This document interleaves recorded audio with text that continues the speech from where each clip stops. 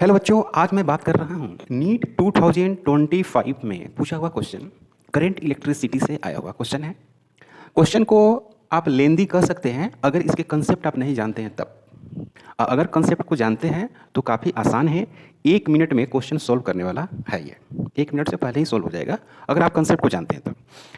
प्यारे बच्चों, यहाँ पे एक बैटरी लगी है जिसकी 5 वोल्ट पोटेंशियल है। इसकी पोटेंशियल दिया हुआ 5 वोल्ट, उसके बगल में एक रेजिस्टेंस है। तो जब भी यहाँ से करंट निकलेगी, यहाँ से तो कुछ इस तरह से निकलेगी, आई करंट निकलेगी, आई। और इधर मैं भूल जाता हूँ, इधर की मैं बात नहीं कर रहा हूँ। फिर ये जो वायर है वो सिंगल है, वैसे ही ऐसे ही। अब यहाँ से आई इस तरह से ही चलेगी, आई। ये आई करंट हो गई, ये सब आई करंट है। ओके प्यारे बच्चों, इस बात से क्लियर है कि 1/3, 5.5 एंड 1.5 ये सब सीरीज में है। इससे ही मालूम हो गया कि ये वाली और ये रेजिस्टेंस सीरीज में है, ये तो पोटेंशियल है। क्योंकि करंट क्या है, सेम है। जब करंट सेम होती है तो रेजिस्टेंस सीरीज में जुड़ते हैं।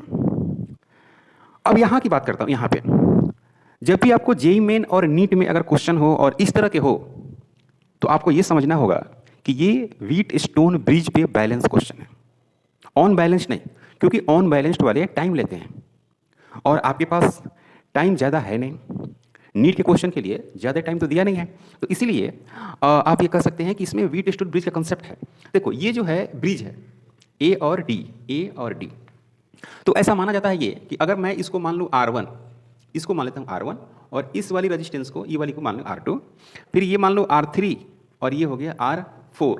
तो आपने ऐसा पढ़ा होगा कि R1 डिवाइड बाई R2 और R3 डिवाइड बटे R4, इसको आप बैलेंस कंडीशन कहते हैं। Balance condition, balance condition. तो आप चेक कर लो, R1 की वैल्यू कितनी है, 5, और R2 की वैल्यू है 2.5, और R3 का वैल्यू है 3, और R4 का वैल्यू है 1.5। इसको आप सोल्व करोगे ना, इसको सोल्व करोगे, इसको तो कितनी होगी, 2 हो जाएगी। 2 5 को डिवाइड करेंगे 2.5 से तो 2 आएगी, और 3 को डिवाइड करेंगे 1.5 से तो 2 आएगी। 2 = 2, this is the balance condition. तो बैलेंस कंडीशन में क्या होती है कि यहाँ की जो पोटेंशियल है उसका नाम है VD, और यहाँ की जो पोटेंशियल है उसका नाम है VA। तो होता क्या है बैलेंस कंडीशन में, पोटेंशियल जो होती है, VD की जो पोटेंशियल होती है वो VA के पोटेंशियल के बराबर हो जाती है। ये बैलेंस कंडीशन का दूसरा कंसेप्ट है। तीसरा कंसेप्ट ये है कि इसमें जो करंट होगी, मतलब कि IAD = होगी 0। इसमें कोई करंट नहीं होगी, जबकि पोटेंशियल डिफरेंस ही नहीं है। पोटेंशियल डिफरेंस जब 0 है बच्चों, तो करंट क्या हो जाएगी, 0 हो जाएगी। तो जब करंट 0 हो जाएगी, है ना, तो इस एलिमेंट का रखने का कोई मतलब नहीं है, ये हट जाएगा। आप समझे? ये काफ़ी सिंपल क्वेश्चन है। ऐसा क्वेश्चन स्कूल की किताबों में मिल जाएगी, 10th की किताबों में मिल जाएगी। ICSE बोर्ड में अगर आप देखोगे ना तो वहाँ पे ऐसे क्वेश्चन है, ऐसा नहीं कि कठिन क्वेश्चन है। तो अब ये हट जाएगी, तो अब क्या होगी कि जो करंट यहाँ जा रही है, कुछ करंट इधर चली जाएगी और कुछ करंट इधर चली जाएगी। इसको और इसको आप जोड़ोगे और इसको आप इसको जोड़ोगे तो इसको 8 मिलेगी। इसको जोड़ेंगे ना सीरीज में तो 8 मिलेगी। 5 + 3 8, और 1.5 और 2.5 को जोड़ेंगे तो 4 मिलेगी। तो अगर इधर 2 एम्पियर जा रही है तो इधर 1 एम्पियर जाएगी। ज़्यादा रेजिस्टेंस तो कम करंट, है कि नहीं? ऐसा होता है। तो अब क्या है कि जो करंट इधर जा रही है ओवरऑल किस में है, सीरीज में है, और जो इधर जा रही है वो सीरीज में है। तो जो नेक्स्ट डायग्राम बनेगा कुछ ऐसा बनेगा। पहली बात कि ये वाली और ये वाली एक हो गई, सीरीज में हो जाएगी। तो अब छोटा डायग्राम बनेगा। छोटा डायग्राम कैसे बनेगा, ऐसे बनेगा। देखो, ये हो गई पोटेंशियल, ये कितनी है, 5 वोल्ट है, और यहाँ पर लगा देते हैं रेजिस्टेंस। यहाँ पर रेजिस्टेंस लगा देते हैं, और रेजिस्टेंस में क्या, इनका और इनका सम। तो 1.5 और इसको जोड़ेंगे, सॉरी 5.5 और 1.5, तो ये हो जाएगा 7। कितनी हो गई, 7। और 7 + 1/3, 7 + 1/3, तो ऐसे लिखता हूँ मैं, 7 + 1/3।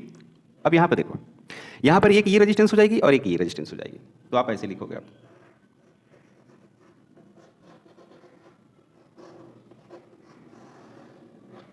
ये हो जाएगी कितनी, ये हो गई 4 ओम, और ये हो गई कितनी, 8 ओम।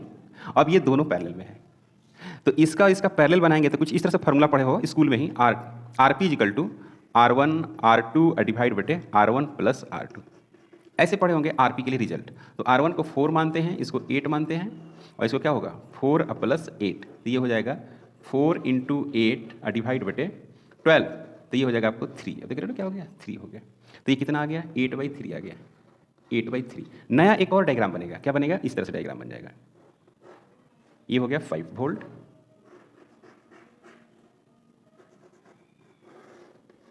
तो ये हो गया 8/3, 8/3। और ये कितनी हो गई, एक 21 + 1, 22/3। अब ये इसका किस में हो गया, सीरीज में। ये किस में आ गया, सीरीज में आ गया, आई करंट आई।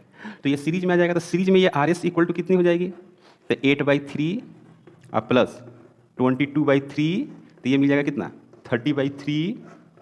ये कितना हो गया, 10। ये हो गया 10 ओम। क्या पढ़ेंगे इसको बच्चों, 10 ओम।